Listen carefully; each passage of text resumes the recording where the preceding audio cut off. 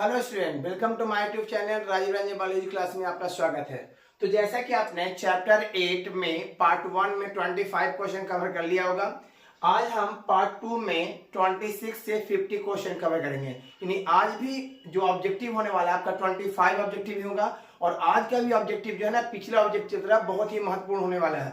तो वो बच्चे हम जो हमारे चैनल से नए हैं, जो अभी जुड़े हैं, है ना, उनसे रिक्वेस्ट है कि चैनल को पहले सब्सक्राइब कर लें ताकि हर एक वीडियो को वो लाभ प्राप्त कर सके और आगामी एग्जाम में उनका अच्छे नंबर आ सके। ठीक है ना। तो चलिए समय को देखते हुए आज के वीडियो स्टार्ट करते हैं। तो आज का हमारा पहला क्वेश्चन ये रहा। आज का हमारा पहला क्वेश्चन, सर्प विष का प्रति विष में निहित होता है। यानी कहने वाले सांप के विष के प्रति विष यानी सर्प विष के प्रति विष में क्या निहित होता है, यानी जस्ट इसके अपोजिट में। तो ये बहुत ही क्वेश्चन अच्छा है जो बहुत सारे बच्चे को इसका जवाब पता नहीं रहता है। तो सर्प विष का प्रति विष ये जो है एनसीईआरटी का क्वेश्चन है। ठीक है ना। आप एनसीईआरटी बुक में देखिएगा, ये क्वेश्चन बहुत ही अच्छे ढंग से दिए गए हैं। तो एनसीईआरटी का एग्जाम्पल है सर्प विष का प्रति विष निहित होता है, तो उसमें निहित होता है एंटीबॉडी। याद रखिए मेरे प्यारे बच्चों, सर्प विष का प्रति विष में निहित क्या होता है? एंटीबॉडी। ठीक है ना। चलिए क्वेश्चन नंबर 27 क्या कहता है? क्वेश्चन नंबर 27 क्या कहता है? ट्रिपल एंटीजन, बहुत अच्छा क्वेश्चन है। ट्रिपल एंटीजन टीका का उपयोग नहीं होता है। तो याद देखिए बेटा, ट्रिपल एंटीजन जो है टीका का उपयोग नहीं होता है। तो डिप्थीरिया के लिए ट्रिपल एंटीजन टीका का उपयोग होता है, पर्टुसिस के लिए ट्रिपल एंटीजन टीका का उपयोग होता है और टेटनस के लिए भी ट्रिपल एंटीजन टीका का उपयोग होता है। बट जो टाइफाइड जो है, ये टाइफाइड जो है कल मैंने बतलाया था पिछले वीडियो में कि इसे मियादी बुखार कहते हैं, है ना। और ये जो है दूषित जल और दूषित भोजन ग्रहण करने से होता है और इसी का इलाज के लिए हम लोग ट्रिपल एंटीजन टीका का उपयोग नहीं करते हैं। तो ये सही जवाब आपका क्या है? टाइफाइड। टाइफाइड का जो है ट्रिपल एंटीजन टीका का उपयोग नहीं किया जाता, बाकी ये सभी के साथ ट्रिपल एंटीजन टीका का उपयोग किया जाता है। चलिए नेक्स्ट क्वेश्चन हम लोग ध्यान देते हैं। 28 क्वेश्चन क्या कहता है? डेंगू ज्वर का संवाहक है, यानी डेंगू ज्वर का वेक्टर कौन है? बहुत अच्छा क्वेश्चन बेटा। डेंगू ज्वर का वेक्टर कौन है? तो है ना, इसका जो वेक्टर है एडीज मच्छर। तो डेंगू जो मच्छर होता है, याद रखिएगा, ये जो है आपका इसका जो वेक्टर होता है, संवाहक होता है, वो एडीज मच्छर होता है। इसी को काटने से हमें डेंगू होता है ना, जो बहुत ही खतरनाक बीमारी है, जो इन्फेक्शन करता है ब्लड में और इसमें मृत्यु की संभावना बहुत ज्यादा बढ़ जाती है ना। तो याद रखिए बेटा, डेंगू ज्वर का संवाहक होता है एडीज मच्छर, है ना। एडीज क्या है? एडीज भी होता है, कहेंगे एडीज लिखा रहेगा ना, तो एडीज मच्छर। ठीक है। क्वेश्चन नंबर 29 क्या कहता है? निम्न में से कौन जीवाणु से होने वाला बीमारी नहीं है ना। जीवाणु से होने वाला बीमारी नहीं है। तो आप देख सकते बेटा, टाइफाइड जो है आपका क्या बेटा? टाइफाइड जो है ये जीवाणु से होने वाला रोग है, क्योंकि आपको ही पता होगा टाइफाइड साल्मोनेला टाइफी नामक जीवाणु से होता है। जो आपका टाइफाइड है वो साल्मोनेला टाइफी नामक जीवाणु से होने वाला रोग है ना। उसी तरह से बेटा कुष्ठ रोग भी जो है वो जीवाणु से होने वाला रोग है। डिप्थीरिया भी जीवाणु से होने वाला रोग है। बट इन्फ्लुएंजा ये जो रोग है आपका वायरस से होता है। क्या चीज से होता है बेटा? वायरस से, है ना। याद रखिएगा, विषाणु से होने वाला रोग है। तो मैंने क्या आपको बतला दिया कि, है ना, निम्न में से कौन जीवाणु से होने वाला बीमारी नहीं है? तो ये सभी जीवाणु से होने वाला है, जबकि इन्फ्लुएंजा जो है जीवाणु से होने वाला रोग नहीं है। यानी ऑप्शन हमारा डी बिल्कुल सही है ना। चलिए नेक्स्ट क्वेश्चन को ध्यान देते हैं। बहुत ही आज का जो टॉपिक है बेटा वो मजेदार होने वाला है। जितना भी बच्चे हैं जो भी चैनल से नए हैं एकदम बने रहेंगे हमारे चैनल पर, क्योंकि हर एक ही ऑब्जेक्टिव आपके लिए बहुत महत्वपूर्ण होने वाला है। बहुत अच्छा क्वेश्चन था, है ना। फाइलेरिया या हाथी पाँव रोग या फिल पाँव या एलिफेंटियासिस, यानी इसको एलिफेंटियासिस इसलिए कहा जाता है क्योंकि इसे हम लोग हाथी पाँव रोग के नाम से भी जानते हैं या फिल पाँव रोग के भी नाम से जानते हैं। इसी को फाइलेरिया रोग के नाम से भी जानते हैं। तो कहता है एलिफेंटियासिस यानी हाथी पाँव रोग का कारक है। तो यानी बेटा हाथी पाँव रोग का कारण जो होता है वो होता है बुचरेरिया। बुचरेरिया ब्राउन कॉफ टाई जो है वो हाथी पाँव रोग का कारण है, जिसमें पैर फूलकर मोटा हो जाता है, पैर में सूजन आ जाता है ना। और जो है ये जब बीमारी पूरी गहरी हो जाती है तो पैर फट भी जाता है ना। तो याद है बेटा, हाथी पाँव रोग या एलिफेंटिएसिस या फिलपांव किसी कारण होता है, तो बुचरेरिया ब्राउन कॉफ टाई के द्वारा होता है। ठीक है, चलिए क्वेश्चन नंबर 31 क्या कहता है। 31 क्वेश्चन क्या कहता है बेटा, 31 क्वेश्चन ये रहा, ऐसे पदार्थ जिनके प्रति प्रतिरक्षा, ऐसे पदार्थ जिनके प्रति प्रतिरक्षा अनुक्रिया होती है उसे कहते हैं। बहुत अच्छा क्वेश्चन है बेटा, ऐसे पदार्थ जिनके प्रति, है ना, जिनके प्रति प्रतिरक्षा अनुक्रिया होती है उसे हम लोग क्या कहते हैं, तो उसे हम लोग बेटा एलर्जन कहते हैं। क्या कहते हैं, एलर्जन। बहुत अच्छा क्वेश्चन है, ऐसे पदार्थ जिसके प्रति प्रतिरक्षा अनुक्रिया होती है उसे हम लोग क्या कहते हैं, तो उसे एलर्जन कहते हैं। ठीक है ना। चलिए क्वेश्चन नंबर 32 क्या कहता है, क्वेश्चन नंबर बेटा 32 क्या कहता है कि एलर्जी। बहुत अच्छा, सबसे पहले ये जाने बेटा एलर्जी क्या होती है। तो देखते हैं कि शरीर में कोई भी ऐसा पदार्थ जो शरीर को अधिक संवेदनशील कर देता है उसे हम लोग एलर्जी कहते हैं। और एलर्जी बनने वाली प्रतिरक्षियां क्या है, या जो है ना एलर्जी बनने वाले प्रतिरक्षी कौन होता है। तो यार बेटा एलर्जी अभी मैंने बताया है कि एलर्जी एक ऐसा रोग है जिसमें शरीर अधिक ज्यादा संवेदनशील हो जाती है। तो वो किसके बेटा, इम्यूनोग्लोबुलिन, है ना, एप्सिलिन के द्वारा होता है। किसके द्वारा होता है, इम्यूनोग्लोबुलिन एप्सिलिन यानी IgE प्रकार के, है ना, ये एलर्जी है। ठीक है बेटा, तो याद रखिएगा 32 का ऑप्शन क्या होगा बेटा, बी। अब जो है 33 क्वेश्चन में चलते हैं। 33 क्वेश्चन क्या कहता है बेटा, एलर्जी के कारण निकलने वाले रसायन है। तो एलर्जी के कारण निकलने वाला रसायन हिस्टामिन है। याद रखिए बेटा, एलर्जी के कारण निकलने वाला, है ना, रसायन क्या है बेटा, हिस्टामिन है। ये सब क्वेश्चन ज्यादातर बार बार एग्जाम में पूछा जाता है ना, तो याद बेटा सारे क्वेश्चन को एकदम कवर करिए बढ़िया जान सकते ना। क्वेश्चन नंबर 34 क्या कहता है, क्वेश्चन नंबर 34 क्या कहता है, निम्न में से कौन सा बीमारी प्रतियोजक द्वारा उत्पन्न होता है ना, निम्न में से कौन सा बीमारी प्रतियोजक द्वारा उत्पन्न होता है, तो वो है आपका हे ज्वर। हे ज्वर एक ऐसा बीमारी है जो प्रतियोजक द्वारा उत्पन्न होता है। याद है बेटा, तो 34 का ऑप्शन क्या हो गया, बी, है ना। अब जो है हमारा क्वेश्चन 35 क्या कहता है, 35 कहता है हे फीवर किससे होता है, तो हे फीवर एलर्जी के कारण होता है। हे फीवर किसके कारण होता है बेटा, तो हे फीवर एलर्जी के कारण होने वाला रोग है ना, कोई दिक्कत। चलिए क्वेश्चन, हर एक क्वेश्चन को अच्छे ढंग से देखते जाइए बेटा।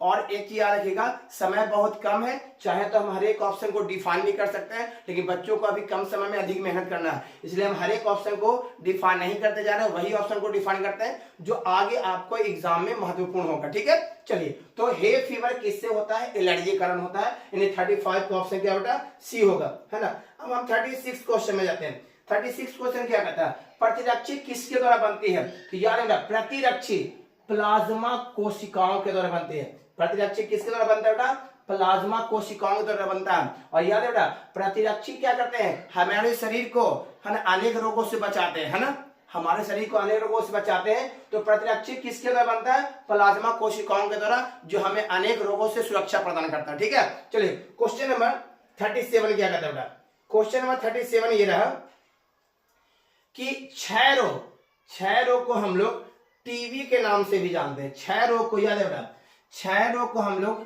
टीबी के नाम से भी जानते हैं, जिसका पूरा नाम होता है ट्यूबरकुलोसिस। ठीक है ना।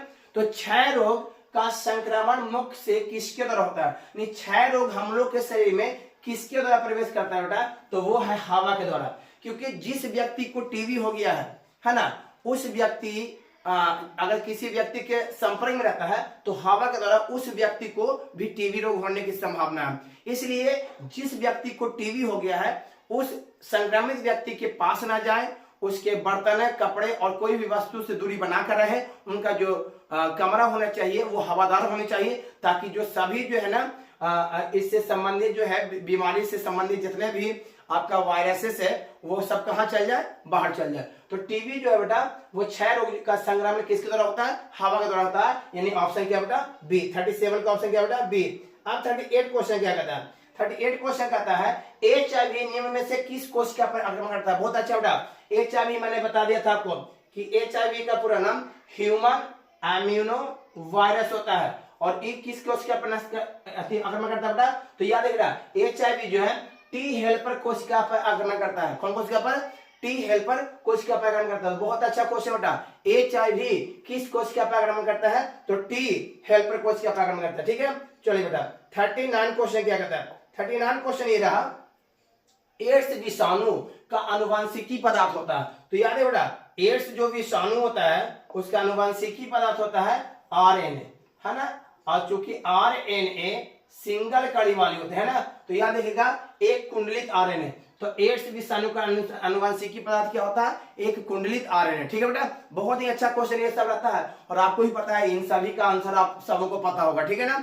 तो एड्स विषाणु का आनुवंशिकी पदार्थ क्या होता है? एक कुंडलित RNA। चलिए बेटा नेक्स्ट क्वेश्चन 40 क्वेश्चन क्या कहता है? 40 क्वेश्चन हमारे कहता है बेटा कि टी लिम्फोसाइट किससे उत्पन्न होता है? तो आपको भी पता है बेटा, टी लिम्फोसाइट जो उत्पन्न होता है वो आपका अस्थि मज्जा से होता है, जिसको हम लोग कहते हैं बोन मैरो। कौन मैरो बेटा? Bone marrow. याद रहेगा बेटा मेरे प्यारो, है ना। क्या कहते हैं बेटा? है ना। टी लिम्फोसाइट किसमें उत्पन्न होता है? तो अस्थि मज्जा में उत्पन्न होता है, यानी बोन मैरो में बनता है ना।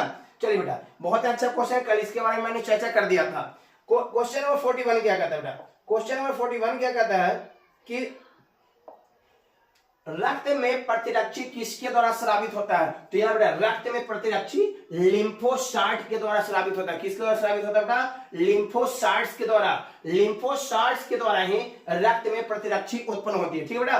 क्वेश्चन नंबर 41 का ऑप्शन क्या हो गया? सी। हर एक क्वेश्चन को अच्छे ढंग से देखते जाइएगा और आपका सपना जो है, बहुत सारे बच्चों का कमेंट्स भी आता है, सर लाभ आइए लाभ आइए। बस बेटा हम जैसे ही इस साल समाप्त होगा, हम जनवरी 1, 2, 3 जनवरी से हम आपको लाइव आ जाएंगे, आपको परेशान होने की जरूरत नहीं है। ठीक है ना। चलिए तो जो भी अभी लाइव से जुड़ना चाहते हैं वो बच्चे सब्सक्राइब कर लें और फिलहाल अभी तक जब तक लाइव हम नहीं आते हैं, अब ये सब क्वेश्चन को अच्छे ढंग से स्टडी कर लें। क्वेश्चन नंबर बेटा 42 क्या कहता है? क्वेश्चन नंबर 42 क्या कहता है ना, मेमोरी कोशिका का निर्माण किससे होता है? तो मेमोरी कोशिका का निर्माण बेटा लिम्फोसाइट से होता है। याद रखिएगा, मेमोरी कोशिका का निर्माण किससे होता है? तो मेमोरी कोशिका का निर्माण लिम्फोसाइट्स के द्वारा होता है। याद रखना। चलिए क्वेश्चन नंबर 43। क्वेश्चन नंबर 43 क्या कहता है कि यौन संचालित रोग है? तो याद बेटा यौन संचालित रोग है AIDS, syphilis, gonorrhoea. AIDS, syphilis, gonorrhoea. तो ना ही इसमें एड्स है ना ही सिफिलिस है, तो हम लोग किस में मानेंगे बेटा? गोनोरिया में। याद रखिएगा यौन संचालित रोग है तो कौन है बेटा? वो आपका गोनोरिया। गोनोरिया यौन संचालित रोग है। ठीक है ना। चलिए बेटा क्वेश्चन नंबर 44 क्या कहता है? बहुत अच्छे ढंग से क्वेश्चन को देखिएगा।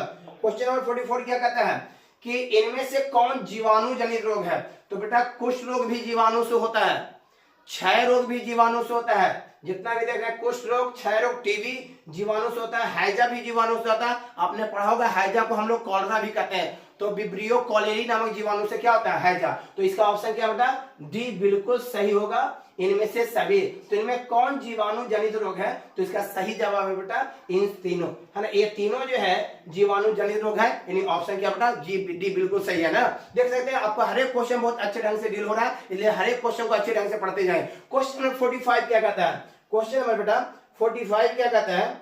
तो क्वेश्चन नंबर 45 क्या कहता है? निम्न में से कौन विषाणु जनित रोग है? तो याद है बेटा फ्लू, पोलियो और एड्स, ये तीनों जो है, पोलियो तो पोलियो वायरस होता है, एड्स एक्वायर्ड है ना, एड्स HIV वायरस होता है, फ्लू भी वायरस से होने वाला रोग है। तो इनमें से कौन विषाणु जनित, वायरस जनित रोग है? तो इसका ऑप्शन क्या बेटा? डी बिल्कुल सही हो जाएगा, यानी विषाणु जनित रोग कौन है बेटा? इनमें सभी। इनमें सभी यानी कहने का मतलब ये तीनों जो है आपका विषाणु जनित रोग है। ठीक है ना। चलिए नेक्स्ट क्वेश्चन 46 क्वेश्चन क्या कहता है मेरे बच्चों? 46 क्वेश्चन कहता है कोच की अवधारणा किसके लिए सही नहीं है? कोच की अवधारणा किसके लिए सही नहीं है? बहुत अच्छा क्वेश्चन बेटा। और इस क्वेश्चन में कितना बच्चे को बहुत ज्यादा परेशानी का सामना करना पड़ता है। तो कहता है बेटा कोच की अवधारणा किसके लिए सही नहीं है? तो लिप्रोसी के लिए सही नहीं है। और लिप्रोसी को बेटा हम लोग कुष्ठ रोग के नाम से भी जानते हैं। कौन रोग के नाम से जानते हैं? कुष्ठ रोग, है ना। तो कोच की अवधारणा कुष्ठ रोग के लिए सही नहीं है, यानी हमारा ऑप्शन बी बिल्कुल सही होगी, है ना। कोच की अवधारणा किसके लिए सही नहीं है? तो लिप्रोसी यानी कुष्ठ रोग के लिए सही नहीं है। चलिए क्वेश्चन नंबर 47 क्या कहता है? क्वेश्चन नंबर बेटा 47 क्या कहता है कि मनुष्य में प्लाज्मोडियम की संक्रमण अवस्था क्या होती है। मनुष्य में प्लाज्मोडियम, बहुत ही अच्छा क्वेश्चन बेटा, मनुष्य में प्लाज्मोडियम के संक्रमण अवस्था होता है स्पोरोजोइड। कौन होता है बेटा? स्पोरोजोइड। याद है, मनुष्य में प्लाज्मोडियम का संक्रमण अवस्था होता है स्पोरोजोइड, है ना। बहुत ही अच्छा क्वेश्चन होता है, ये एग्जाम में आया हुआ क्वेश्चन है, ठीक है बेटा। चलिए क्वेश्चन नंबर 48 क्या कहता है?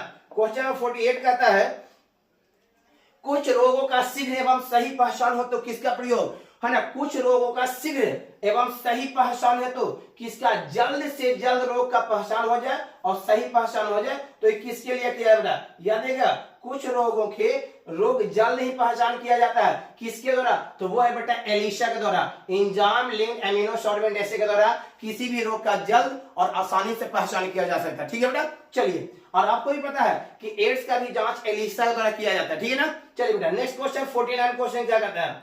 सेकंड लास्ट क्वेश्चन होने वाला है बेटा।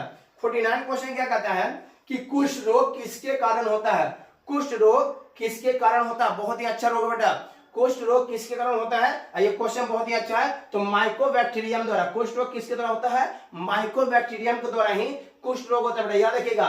कुष्ठ रोग किसके द्वारा होता है? माइकोबैक्टीरियम, ठीक है ना। चलिए आज हमारा लास्ट क्वेश्चन को ध्यान देते हैं। तो हमारा लास्ट क्वेश्चन क्या कहते हैं मेरे प्रिय बच्चों? जो हमारा लास्ट क्वेश्चन है वो ये रहा, डिप्थीरिया, टेटनस, कुकर खांसी आदि के लिए कौन सा टीका लगाया था? तो बहुत अच्छा क्वेश्चन बेटा, डिप्थीरिया, टिटनस, कुकर खांसी के लिए केवल एक ही टीका होता है, वो है डीटीपी, है ना।